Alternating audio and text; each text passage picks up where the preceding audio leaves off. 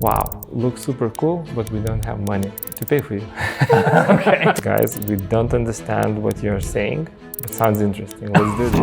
There are 1,300 telco companies around the world. Pricing is a mess. You have 10 times bigger chance to purchase a new iPhone if your friend purchased one. Internet disconnected one night and we lost all our money. To become kind of a better specialist, etc. What you need to do is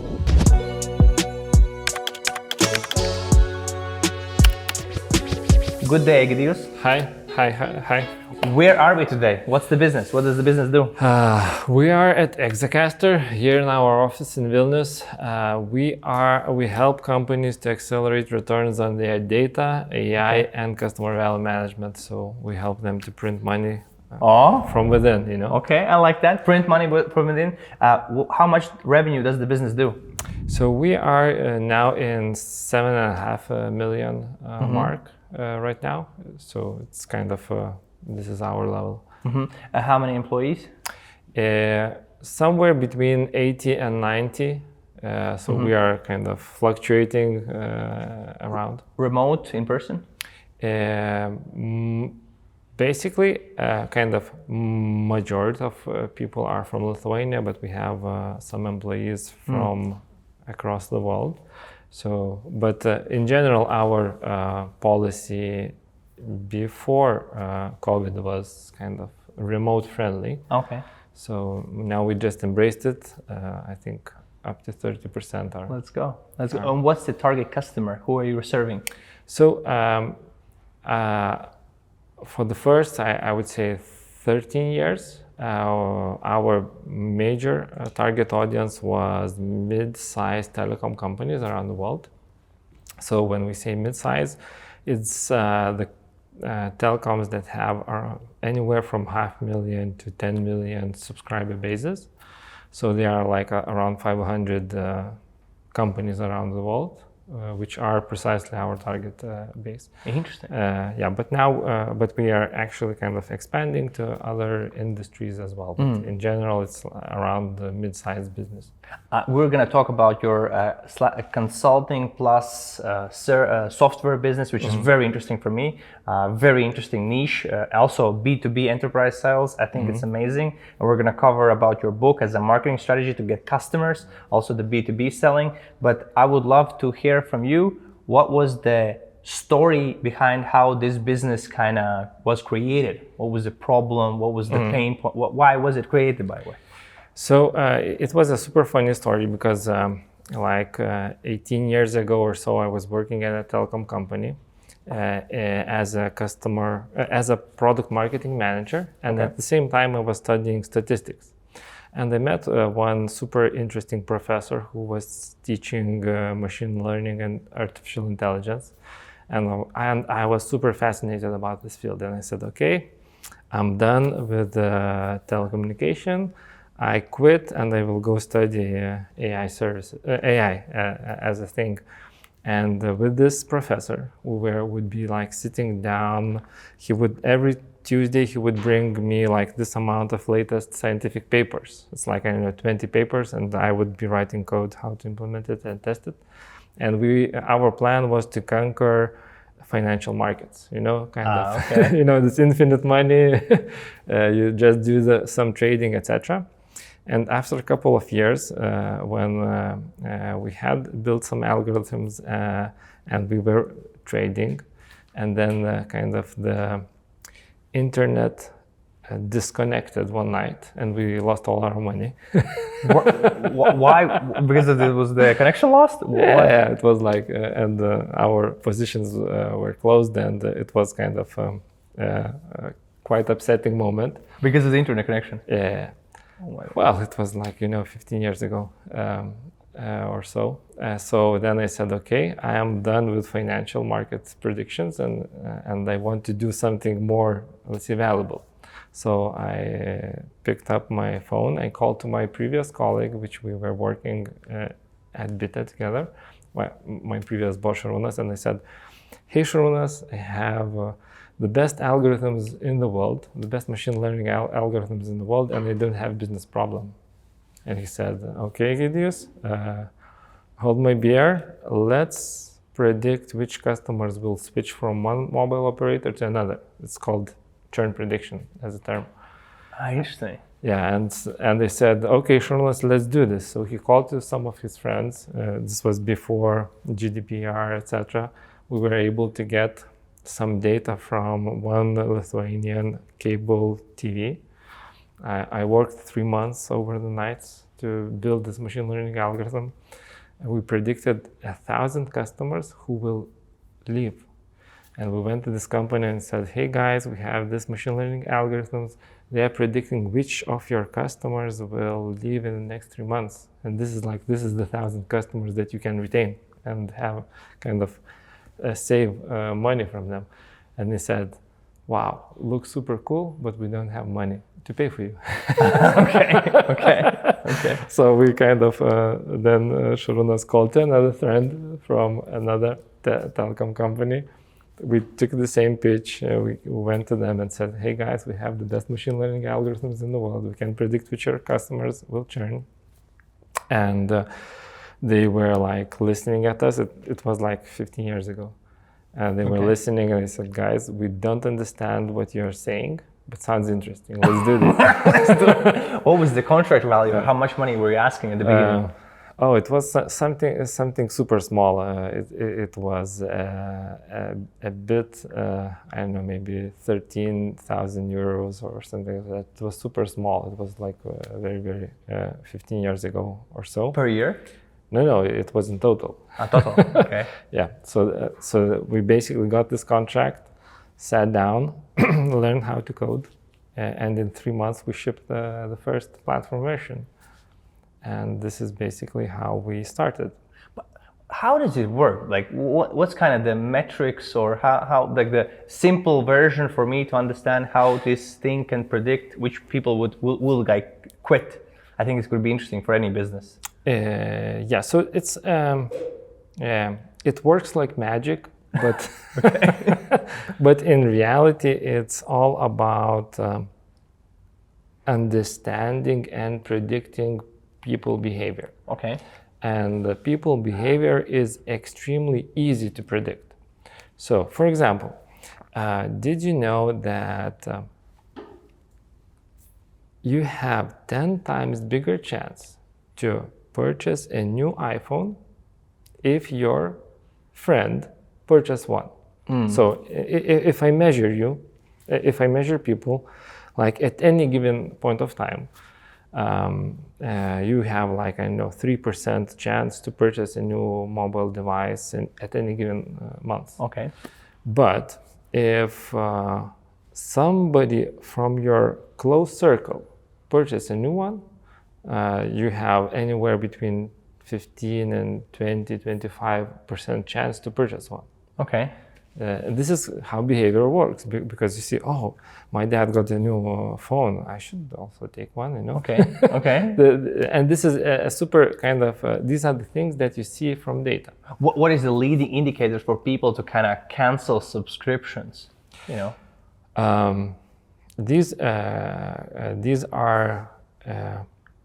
are several groups of, let's say, indicators. There are always a group of people who are extremely price sensitive, and they would be like moving for the cheapest option around. So this is one, like you would go for like everything around the price, etc. But when you bypass this, then it's kind of it's all about experience, quality, availability, etc. So, for example, if you as a consumer purchase all services from, let's say, a single telecom, so that would be mobile services, home internet, home TV services, etc., your probability to switch is very close to mortality rate. It's because kind of your switching costs are extremely high. So if the telecom is serving you well, meaning like you don't have bad invoices, the connectivity is good, and service in general is okay, there's pretty much zero chance that you would churn. But if you mess up with the pricing, with the service quality, etc., then When you said machine learning and AI, I'm like, I have this burning desire to ask you. Yeah. Do you think that, let's say, Meta, Google, TikTok, these big companies, big tech companies, are they using this, like listening to my phone? They hear us talk about, let's say, refrigerators, and then we see refrigerator ads. What do you think about that? I have no idea, but I hope that they are not doing that. But they could be doing that. Yeah, they could. They definitely have every technology capable and every data point to do that. They have way more data than you would like to. Right? Like WhatsApp, they have WhatsApp. I write to you, I'm looking for a refrigerator. They like a refrigerator keyword, boom. Yeah, exactly. So this definitely would work against or for you, you know? Right? I'm not thinking it's a good thing. Like, why is it a bad thing? Like them giving the thing which I'm interested in. I think it's a good thing. It moves the economy forward. When you talk about user experience, it's a very good thing, right? Until you start using it for bad things. Yeah, and it's like, for me, I am pro data use, pro good experience, right. Pro AI usage, but I always need to think about ethics as well. Yeah, for telecompanies, I can imagine the same thing. Them recording every conversation, or them having access to your phone's contacts and all this stuff. They know whom are you calling, what are you browsing, etc. Right. It's just kind of the matter of of data governance. How are they using the data? Yeah. And it's like, and there are a lot of restrictions of how to use the data. I would love to talk about your marketing and sales for the business, because that's the most important function for many growing businesses. How to get more customers, how to retain customers, that's the second part, but how to get them. How does your marketing and sales team look by headcounts wise? How many people? At this stage, we have 1.5 marketing person. Okay, 1.5. So one is like half in. Okay. One is assistant. Okay, assistant. Okay, that's what. Okay. And we have account management, basically 3 mini teams. So you don't have any new sales reps who are like looking to hunt, but you have like retaining. No, it's just kind of account management function takes care of both new clients and the existing ones. And how many people? You said 3 teams.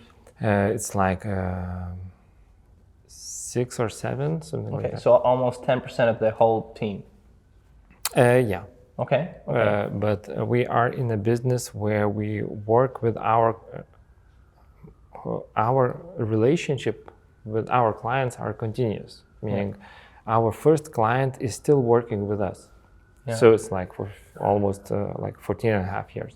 It's amazing. We'll talk about retention and client success as a whole, but how do you get customers? How do new customers occur in your business? So we are learning how to acquire more customers faster. Okay. And the funny part was that, like in the beginning, we had almost zero marketing and one full-time salesperson. Okay. Because kind of when we launched we got this first client. Then we started doing part-time some sales. So our first client was in Lithuania, second was in Alaska, then the third was in Latvia, I think. Okay. So it was like spreading like this. Our bottleneck would be not sales, but the delivery. Okay. Because you needed to always program, create new kind of algorithms for them specifically? Yeah, it's like manage data, manage projects, onboard clients, etc. So we would basically get a new customer who is like, I don't know, as big as the rest of the customers before, and then we would go into delivery nightmare. So we would be kind of growing exponentially, then stop for 2-3 years, kind of work with the mess, then grow exponentially, reach another bottleneck of delivery, and then basically kind of stop again and so on. Okay. And then basically maybe 4 years ago, we started to think about marketing and sales more proactively. Okay. Kind of when we reached another bottleneck and said, okay, we cannot live like this. And then we started building our sales and marketing machines. Okay. And now we are basically in the learning process how to scale. But how do you get them currently? They're like coming to you from SEO. I can imagine referrals, word of mouth, but like, is there anything else that's kind of bringing in new customers, new leads? So we as a company, we are providing products and services in 3 areas. And we are providing data management services, which are like building data lakes, data warehouses, etc., providing AI services, and customer value management. Okay. So for data management and AI services, it's mostly word of mouth type of game at this point. And for customer value management, we started building our marketing machine like 1.5 years ago. Okay. And the thing which we noticed was that like customer value management is a super sensitive topic for every large organization, because when you talk about general marketing, like the ads that you can see in web or billboards or TV, they are kind of above the line type of marketing where everybody sees it.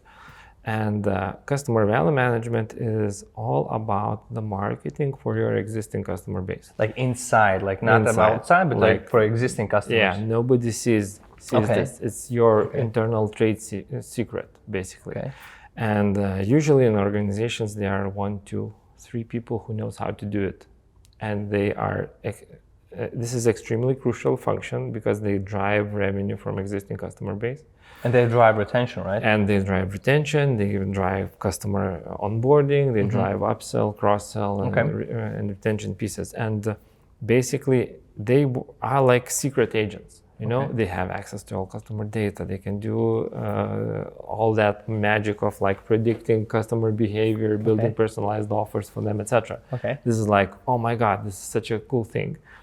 But the thing is like, if you are a customer value manager, you are the loneliest person in the room because nobody in organizations understand you, what you do. Just like if you ask me like, what do customer value managers do, you know? They build personalized offers. And what does this mean? Nobody understands it. Right. It's like, oh, you are sending spam? You know, this is, so we got this insight when one of our clients called to us and said to Šarūnas and said, hey Šarūnas, could we just talk, you know? I don't have nobody to talk with. And we were like talking with Šarūnas, no, customer value managers are extremely lonely because internally in our organization, nobody understands them and they cannot go and talk with other people. For example, if you work in Bita or Tele2, the other person who understands what you are doing and what challenges you have works in your competition. It's like, and you cannot talk together because this is like the biggest trade secret, that the secret source that you can give away. And we were like, oh my God, this is such an important thing. So then we started basically doing our marketing strategy, which is like becoming genuinely useful for customer value managers. So we started from launching a podcast, which was called like CVM Stories, which is like a podcast about customer value management.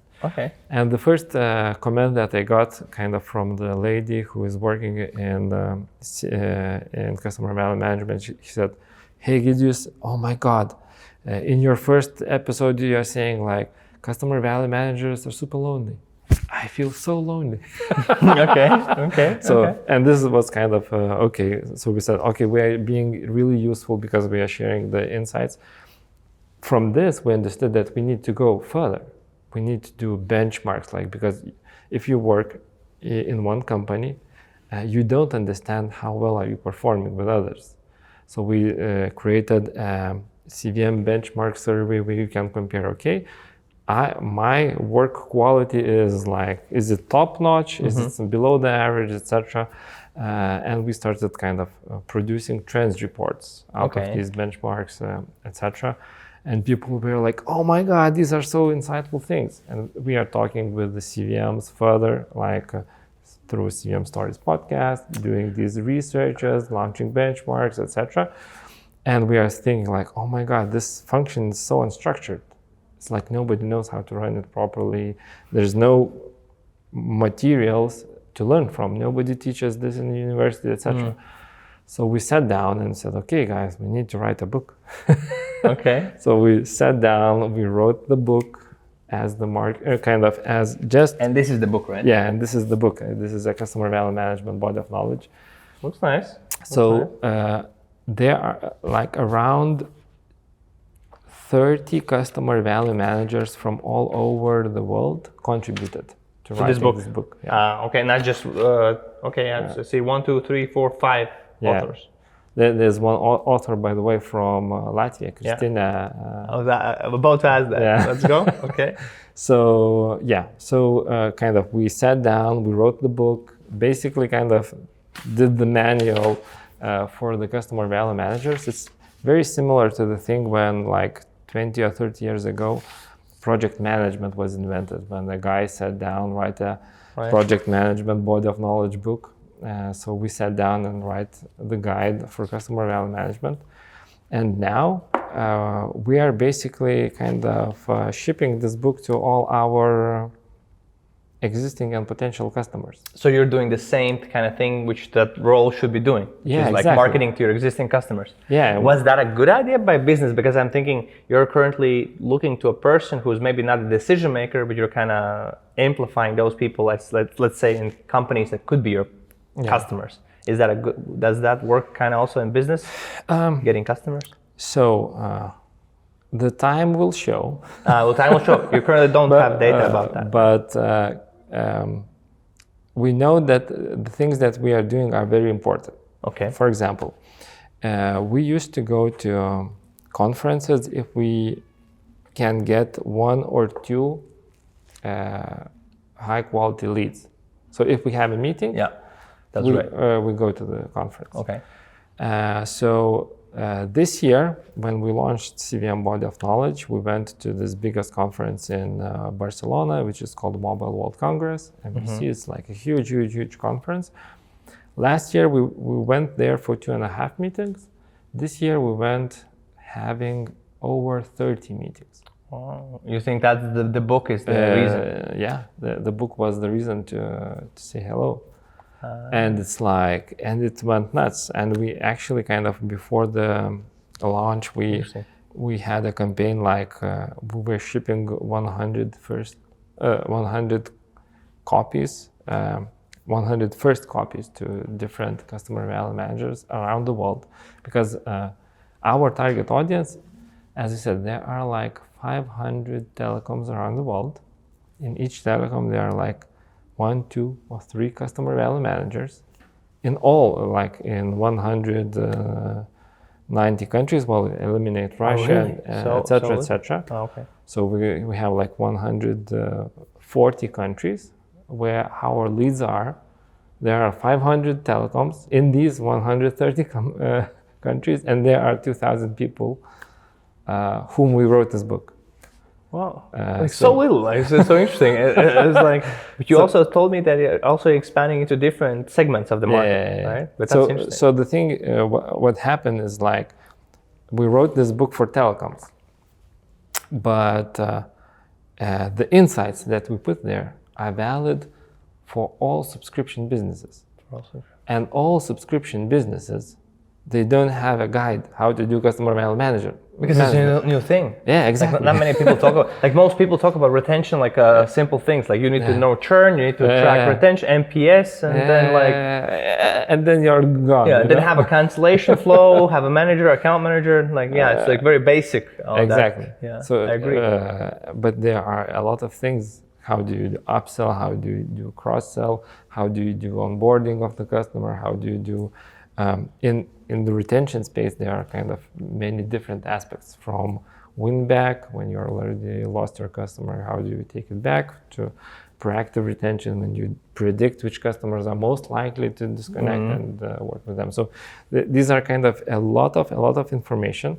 So we, as a test, we shipped this book to several people who work outside the telecom, but with subscription businesses, and their instant feedback was, Egiidijus, can you ship me 5 more books? I need to give it to my CMO to this, etc. So kind of now we see that it is our way forward. What would be your advice for, let's say, it is a subscription, but let's say agencies, consulting businesses, working with local small medium businesses, because in the agency space churn is like crazy, because the businesses just turn around marketing agencies all year long. Like, what would your advice be? Maybe 2-3 big things for them to do in order to keep customers longer. There are several extremely basic advices. Okay. Be genuinely useful. Okay. So it's like a kind of deliver the results that you promised. Okay. Because I see a lot of companies that are just kind of over promising and under delivering. So these are kind of the situations that are kind of the fastest way to lose your clients.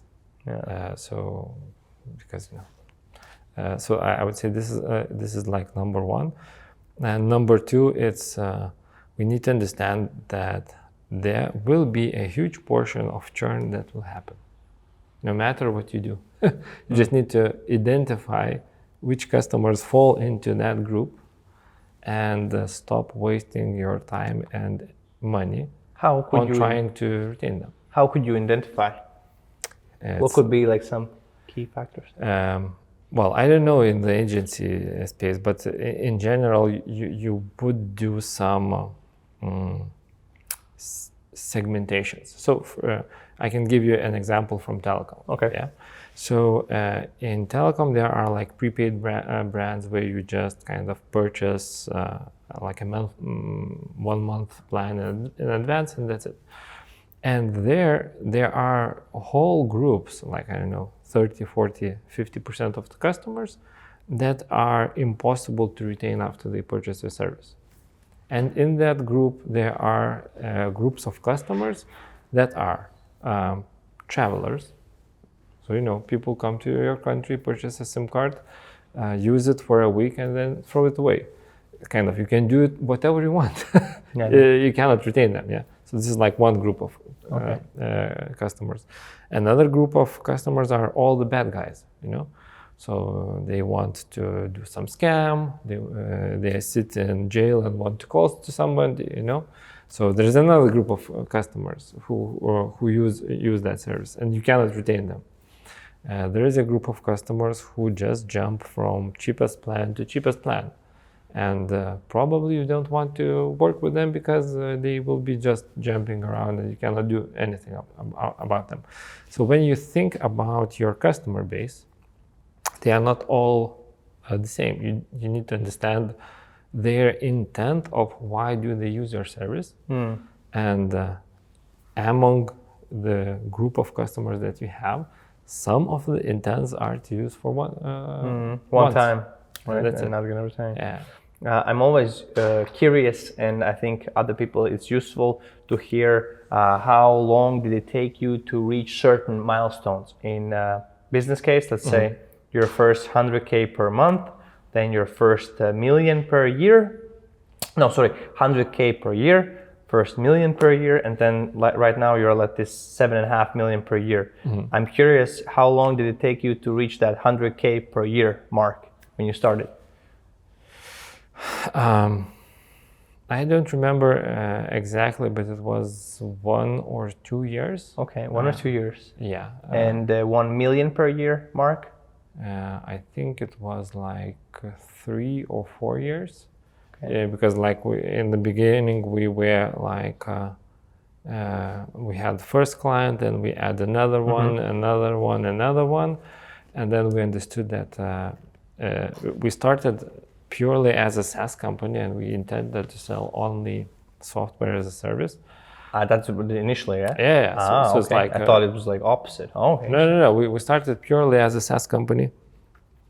But then what happened is that we understood like clients need data management services from us. Like we need project management, we need data engineers, we need data analysts, data scientists, because kind of clients were pulling services from us. So we needed to adopt and basically start providing these services. Initially it was like slower because we were selling only SaaS, and then you take bigger client, and it's kind of the next client is like instantly the contract is the same size as all the previous together, you know? Right. And then you're like growing. It's like, okay, yeah. So we kind of moved several years in this row, and we reached the first million, I think, in third or fourth year. What would be your advice or most key crucial things for any software business or software/service business to kind of reach that 1 million mark? On what to focus on, I'm thinking more, like on what to focus on. Many people say it's product market fit, but maybe what's in your opinion more kind of also important to focus on? You are very lucky if you experience that product market fit, you know, and everybody are pulling your product like crazy. But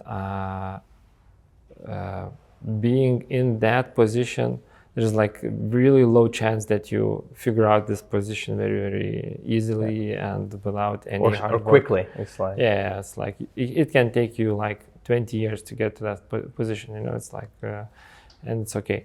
I think the key, I can only comment about the working with B2B clients and basically enterprise clients.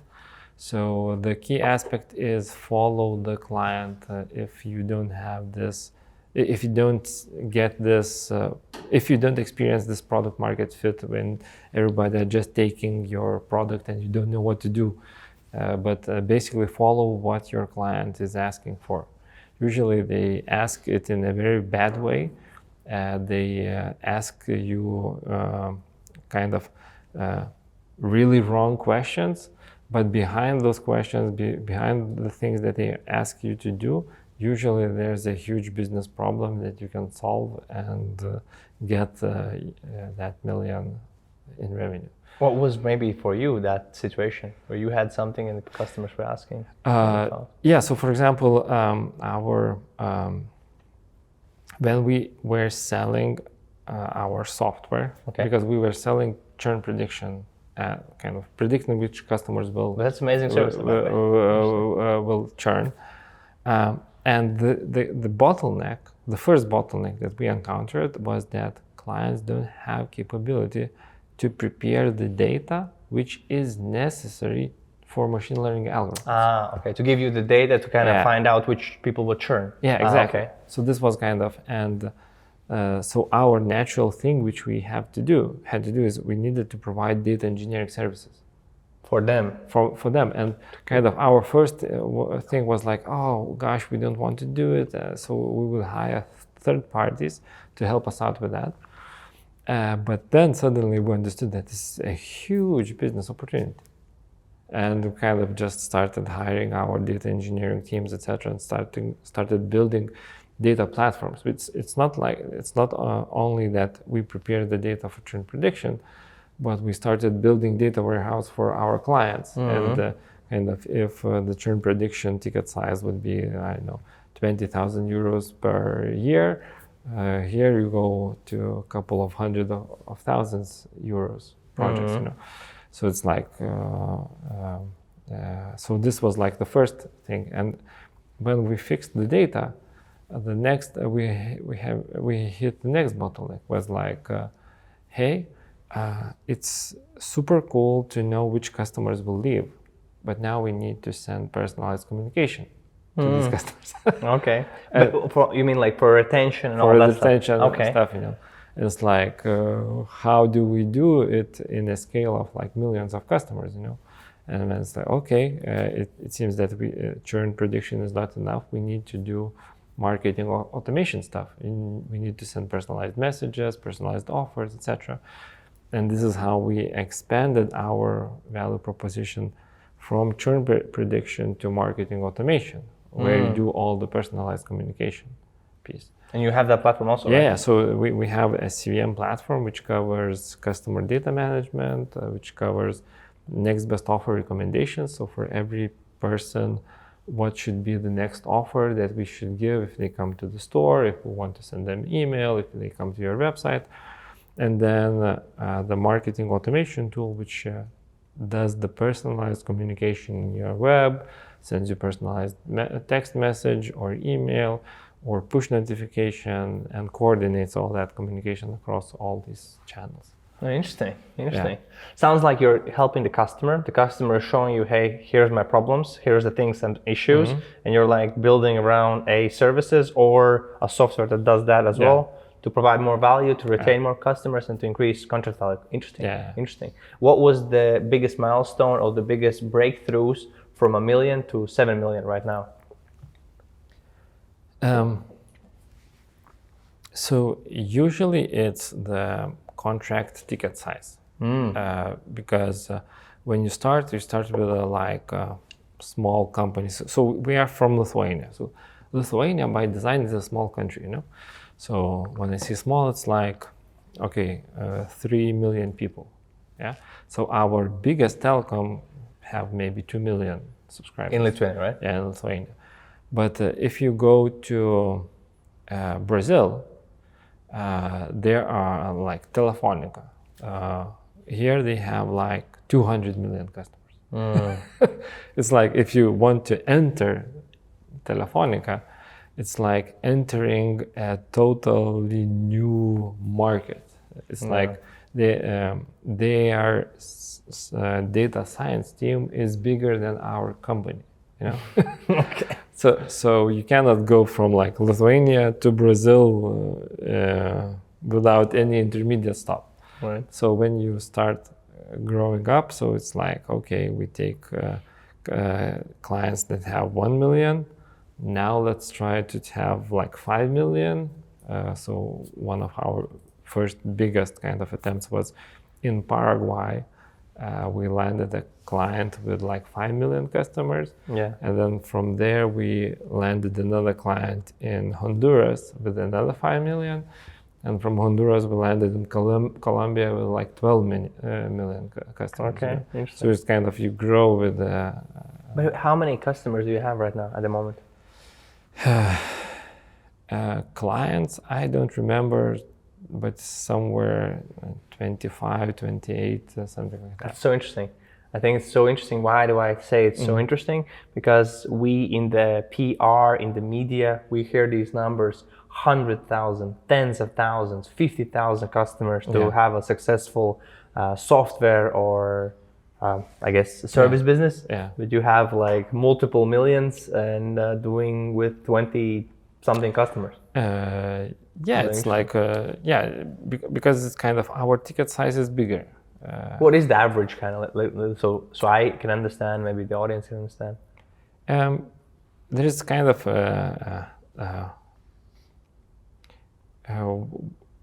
there are smaller companies and they are like, let's say, larger and more mature companies. So when we talk about larger, more mature companies, the ticket sizes are in millions. Okay. And then if we talk about the small companies, then the ticket sizes are like in thousands per year. Okay.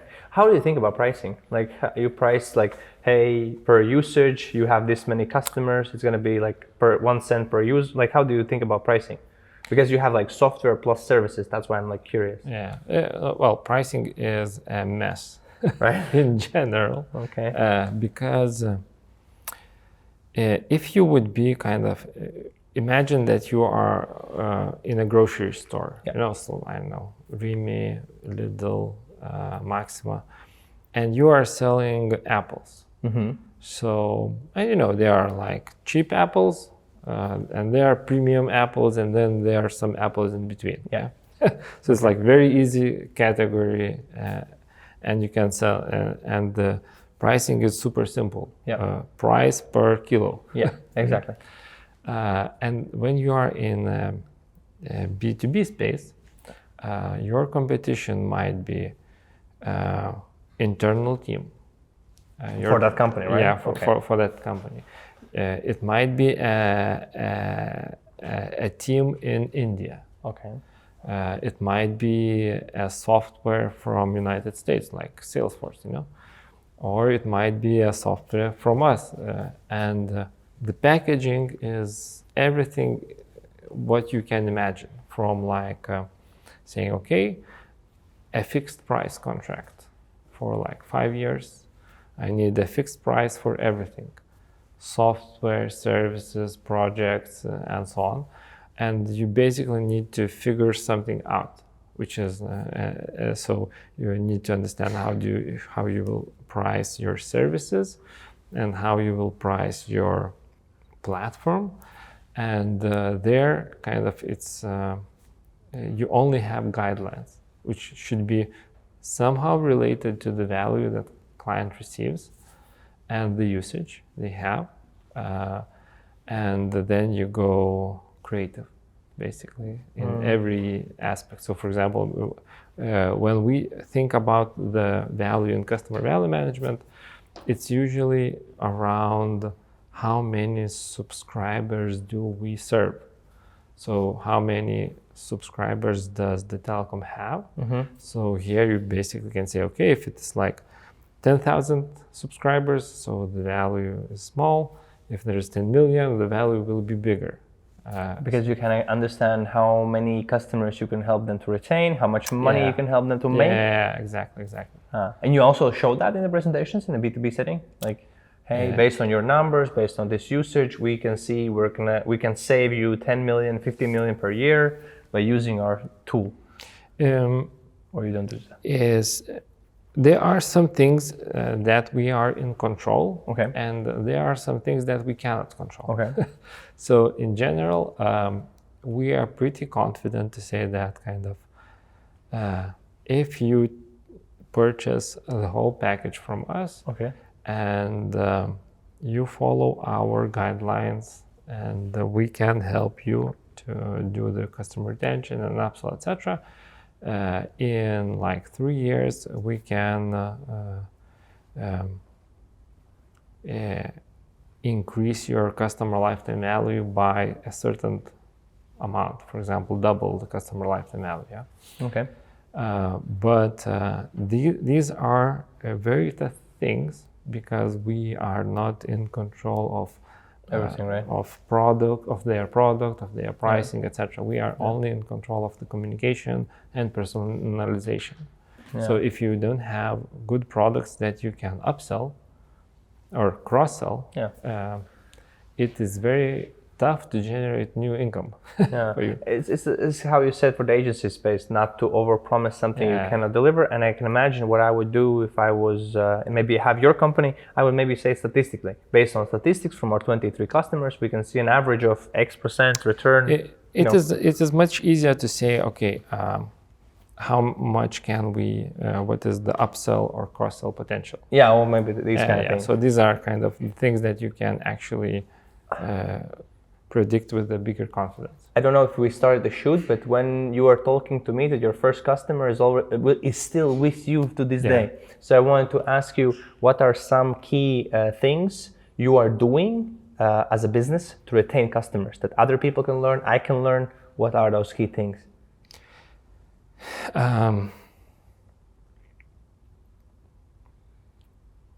There are We are extremely flexible as an organization. Okay.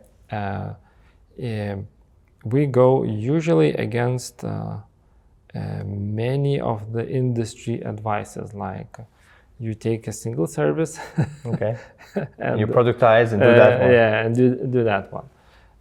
We are in business for 14 years and like 4 months now.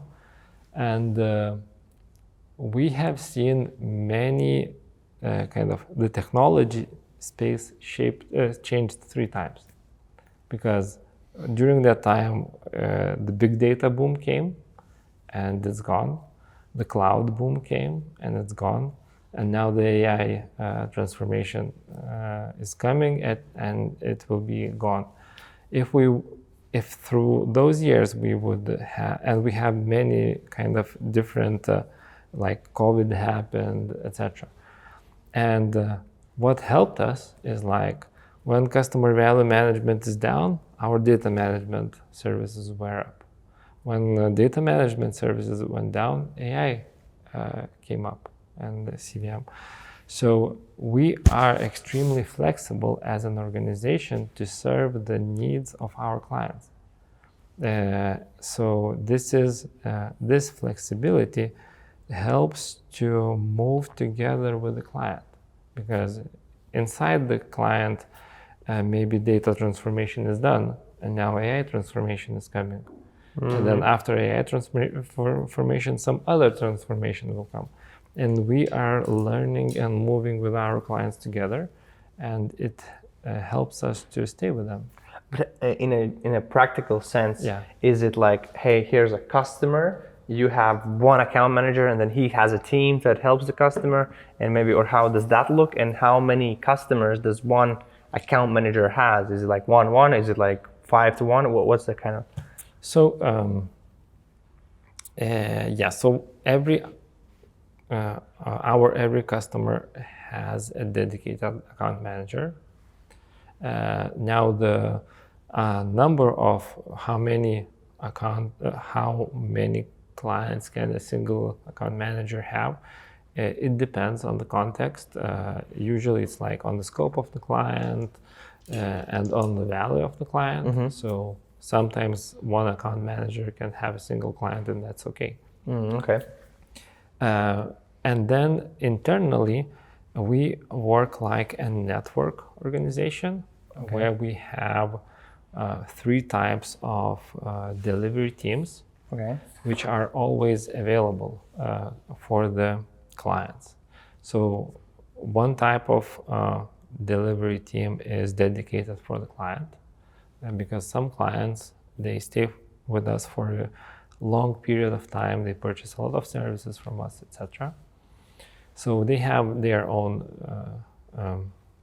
teams. Other types of teams we assemble on the fly. When a project comes, the team is assembled of high-skilled professionals. They deliver the project, and then the team is disassembled. Got it. Okay. Yeah, and then there's a third type of teams which are like more product teams, which are delivering the products. Okay. So when account managers need something, they can pull resources from 3 types of teams. Okay. They can pull resource from existing account team, or they can ask to assemble a new team to deliver a project and then kind of deliver it. If we were have the capacity or opportunity to go back in time, like you and I right now, jump in a car, we go back in time, and we're meeting you at that time when you started this business, and our objective was to tell you advice so you can reach 7 million per year twice as fast or 3 times faster than you did it back then. Mm-hmm. What advice would you say, or why and why?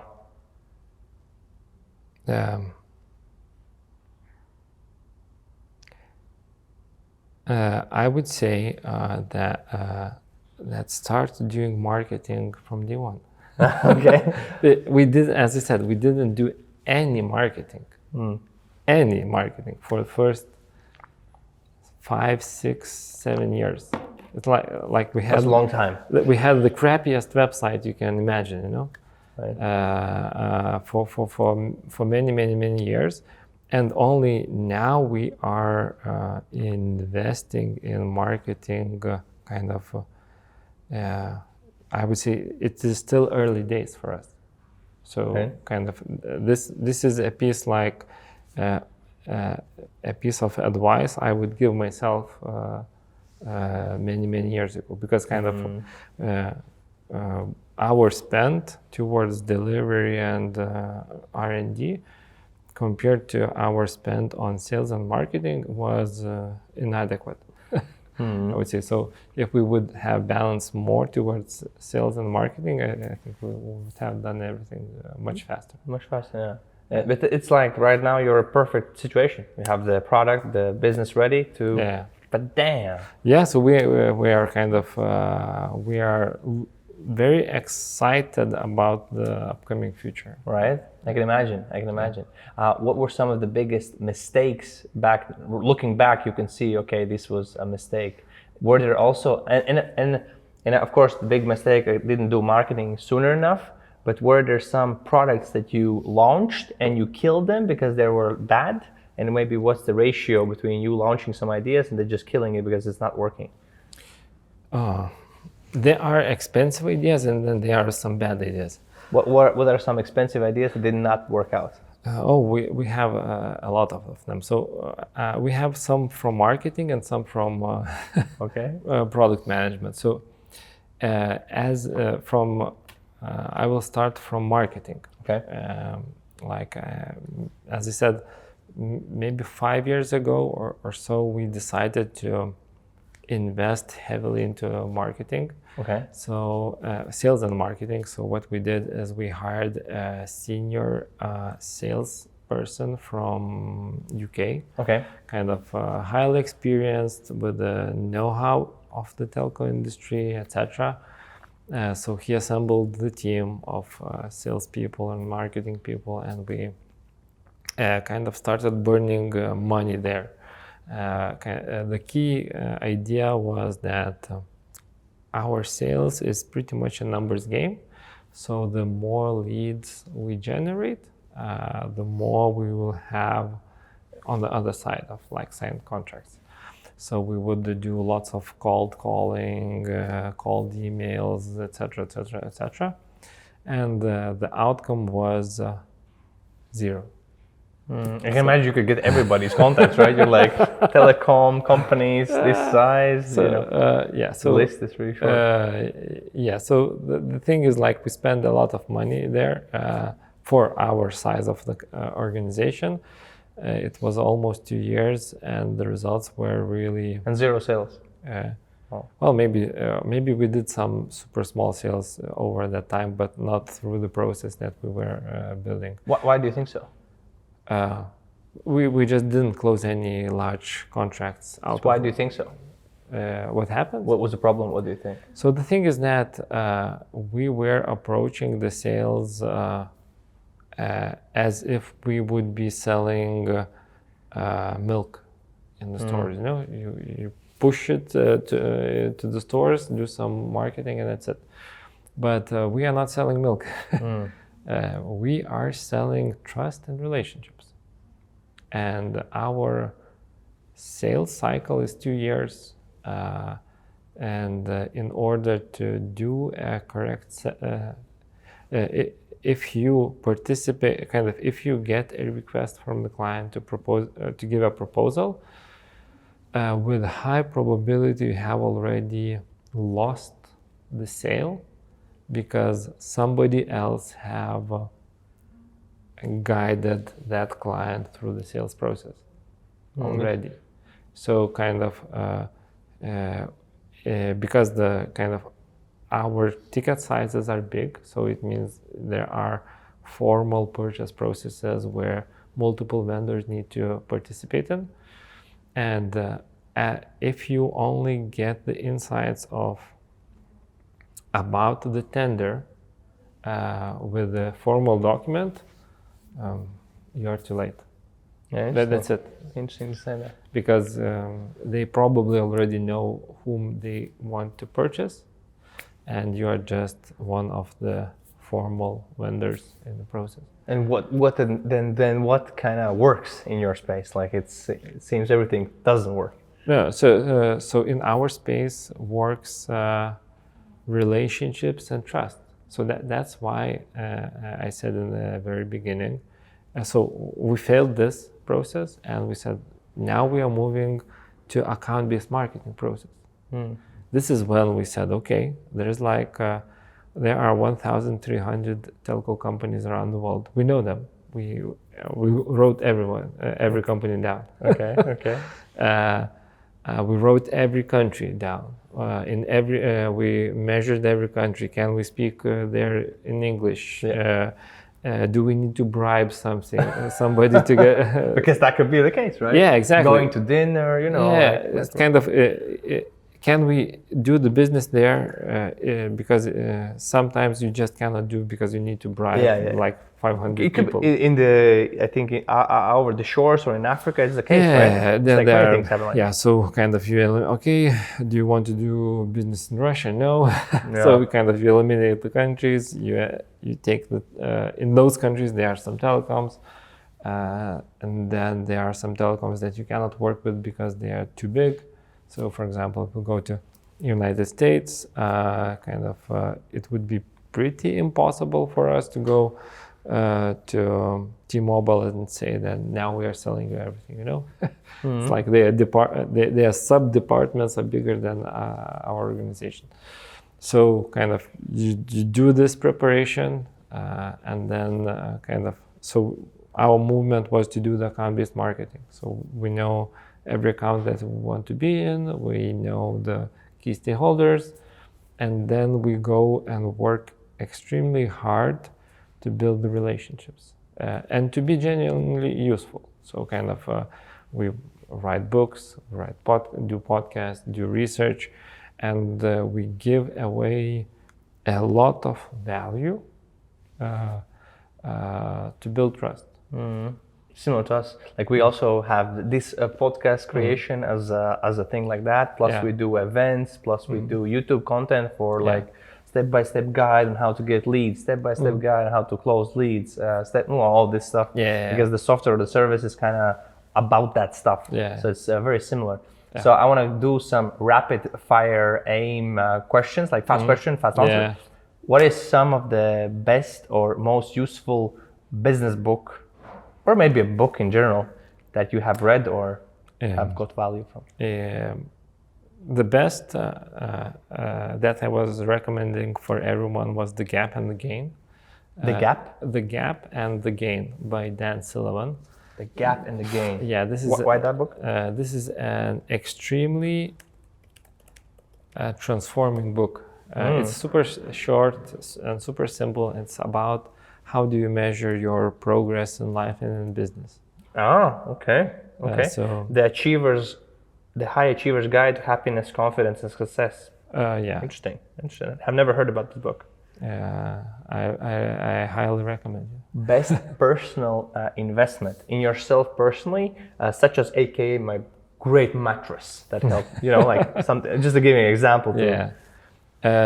My greatest personal investment was getting obsessed about longevity. Longevity? Yeah. And you probably know, do you know Brian Johnson? I know Brian Johnson, but I actually I got obsessed about this topic like 5 years ago. So it's before the boom, right? Now it's a boom. Now it's a boom. It's a hype train. Right? Now it's the hype. Longer, not dying. But it was before that. But the thing is, why it is so important is because you start doing small stuff like make sure you sleep properly, make sure you drink enough water, and you exercise enough, and then kind of the rest follows. Do you know what is the Lithuanian expected lifetime of a male? I have the data. You have the data. I don't remember. It's but 71 years old. Yeah. 71. And for women, it's 81. Interesting thing, for a woman in Latvia, it was 80. So longer. But men in Latvia was 7. It's 1 year more for men in Latvia. So interesting. Like women live here longer than Latvia. Latvia is like a neighboring country, for those of you who don't know. Yeah, we're from the I guess the new Nordic we're called, right? Yeah, it's like Nordic, yeah. Right? They're also interesting. It used to be the Baltics, or we used to be It's like Eastern Europe. Eastern Europe, yeah. Yeah, now we are Nordics. Yeah, right? It's like it's a new thing. It's new. I love the Nordics more. It sounds cooler. It sounds cooler. Favorite dessert? Favorite dessert? It's panna cotta. Panna cotta. Yeah, Interesting.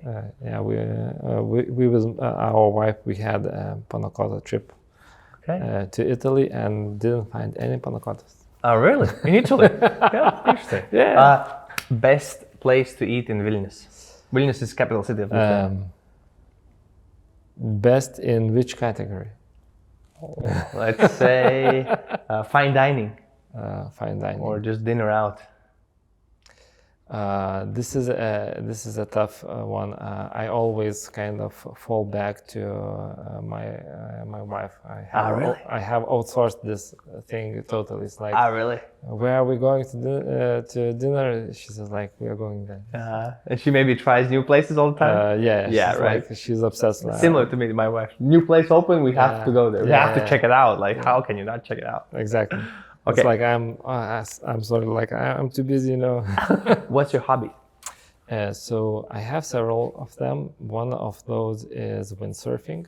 Windsurfing. Yeah, it's interesting. Can you do that? Vilnius, you don't have. We have to drive like so far. Yeah, but it's like a half an hour drive. Half an hour? Yeah, because all you need is just a lake, you know. So you can do it in lake. I thought it's only in the sea. No. Okay. I do windsurfing on the lake, so it's like amazing. And the second one? So I have kind of sports in general. One I used to think about myself like about a basketball player, runner, etc. Now my objective is to be the best multi-athlete, you know. It's like I don't plan to be extremely good at any sports, but I want to be super cool everywhere.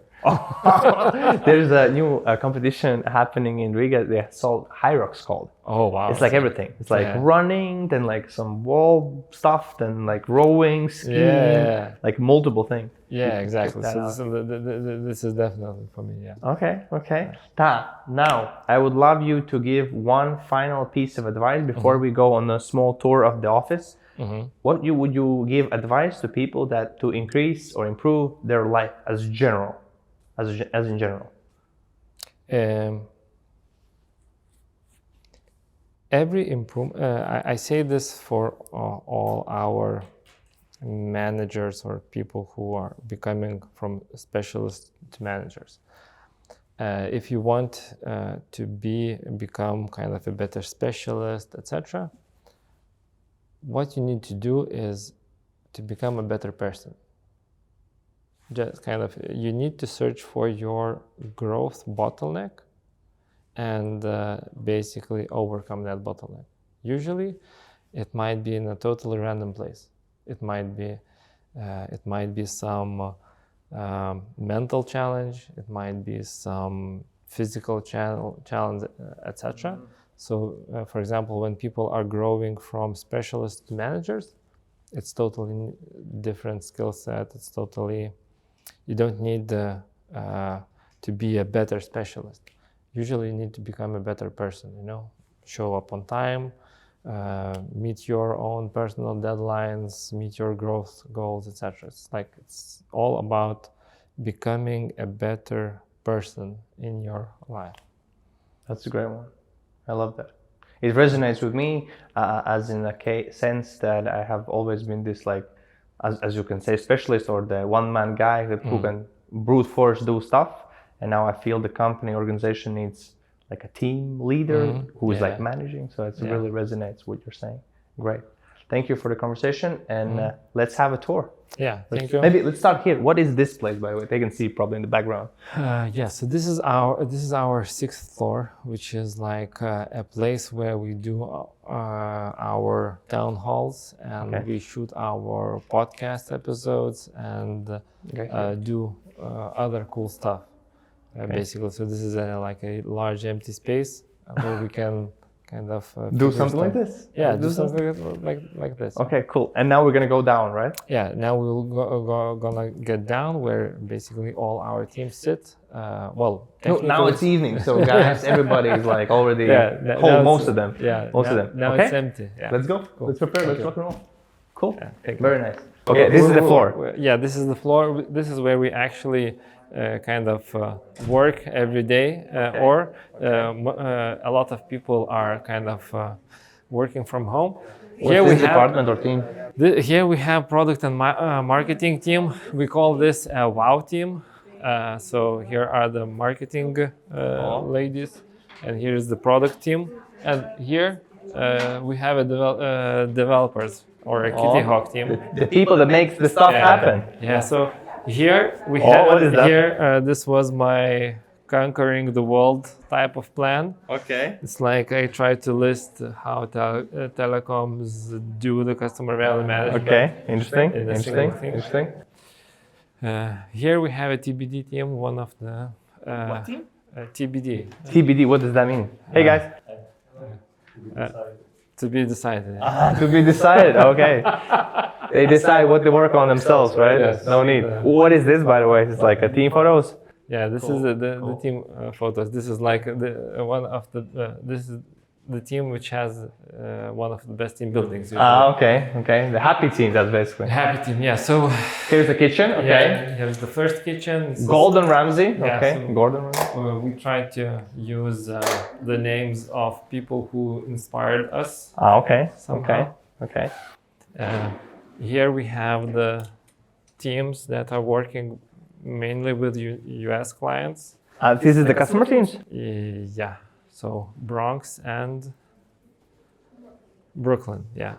Okay. And these are some meeting rooms you have Yeah. here on the side. Yes. So Pat Riley, the famous coach, and the Einstein for kind of brain power. Okay. Okay. Where do you sit, or what's there? What's here is our Genesis team, usually Genesis. This is our AI team. AI team. But I think only one member here. That's okay. Everybody else is AI. Everybody else is the AI. Yes, everybody else are AI agents. Okay. By the way, they are now in UK, I think, Okay. visiting some of our clients. Okay. And I was sitting together with the marketing team. I think this was interesting. I came here and we have they had the shoes and there was like happy birthday something. We saw something. Yeah. So our policy is like no shoe policy. Oh, right. Why so? Because it's way more convenient Without shoes, right? to walk with the slippers, Okay. Yeah, I agree. The feet get like a little bit. Yes. Here's some more meeting rooms. Yeah. Okay. Here's like the second kitchen. Okay. Second kitchen. Our Jeff Bezos usually here are the most of the decisions. Here. This made. is the make a move Jeff Bezos room. Okay. This Nice. is like Nice. where the brain power sits. How long, by the way, are you in this office? In this office, I think it's like 6 or 7 years. 6 or 7 years. Nice. Here, our CEO is sitting, but now he is sailing his boat from. So on vacation. Yeah. On Okay, vacation let's somewhere. go. What is this, by the way? This looks This is interesting. we have kind of a Day off. This is so nice. I would love to get that. This is like a birthday presents for the teams that are not very creative and basically don't want to figure out what the gift should be. So They just spin it, yeah? yeah, they can just spin it. Wait, let's try now. It's so interesting. I like this. This is a nice idea. What did I get? Audible gift cards. Yeah. Nice. I actually lose Audible. I have like almost 300 books on that. Yeah, it's like I don't know. At least 50% of the company probably listen to. Yeah? Nice, nice. I didn't have the full number. What is that flag, by the way? This is a historical Lithuanian flag. It's Lithuanian historical flag. Yeah. Interesting. Didn't know that. Very interesting. And then I think this is the main attraction. Well, this is kind of this is a place where some free time is spent, but this is more like an active Thinking process. Thinking process here. Yeah. And I think I have seen that that's like a crazy machine to work out, right? How many people actually do something here? It's like 0.01, you know. Right? But it's like something hanging. I think it's like something hanging. I have seen that in shops. It was fun, but nobody actually uses it. Okay. And how many staff do you have here in this place? Around 80. What have you seen like lasting? Maybe what have you seen to work really well in an office to get people kind of inspired, motivated to be productive? Is there anything that comes to mind? Being together, you know, this is kind of the most important thing. It's like if you allow team to just sit together and play a bit, it works like magic. Right.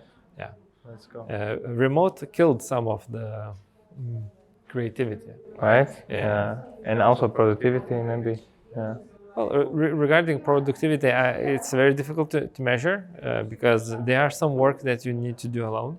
Yeah. And I think for this it's super cool. But when you need creativity, it's much more challenging. Yeah. Okay, let's say thank you for the tour. Thank you for our conversation. I think I got a lot of nuggets, and we'll make sure to, help other businesses to retain more customers, retain to grow big businesses. Definitely. Thank you for having Let's go. And now we're gonna, relax. We're gonna sit down, have some cigars, relax, make some relaxation. Cool.